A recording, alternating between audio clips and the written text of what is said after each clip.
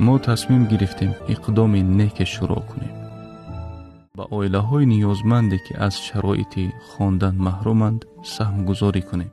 السلام علیکم مردان و خواهران گرامی. خیلی که در نوار دوسترویکایی که میبینید احتیاج به کمک ما و شما دارند. یعنی پدر و مادرشون امکانیت ندارد که با اینها برای مکتبشون دفتر و روچکه و لباسایی که برای مکتب در کار میشود خریداری کنند و پدر و مادرشون با ما مراجعت کردن و کمک خواستن. ما با همراهی فوند پیشرفت تصمیم گرفتیم که برای همین 150 نفری که احتیاج به کمک دارند برای مکتب کمک کنیم. به خاطر الله از هر یک شما خواهش میکنم بی‌طرف نباشین که چه قدر میتونه 100 روبل 200 روبل 500 روبل قدرت به توانایی کدامی که مقصد در کارتان میخواهد گذرانده برادر مقصد پیشرفت مراجعت کنید و او برادر ان شاء الله که همشه برای شما میفهماند.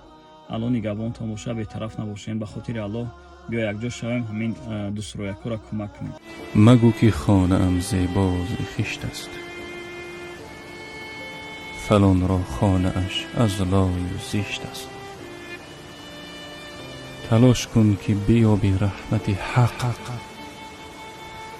که زیب آدمی تنها بهشت است. تعلیم و تربیه نسل جوان یکی از مسئله های اساسی حیات به شمار می رود که پیشرفت تمام ساحه های حیات انسانی را وابستگی دارد.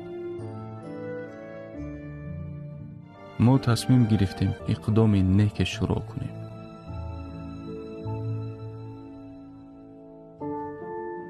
با اویله‌های نیازمندی که از شرایط خواندن محرومند سهم گذاری کنیم.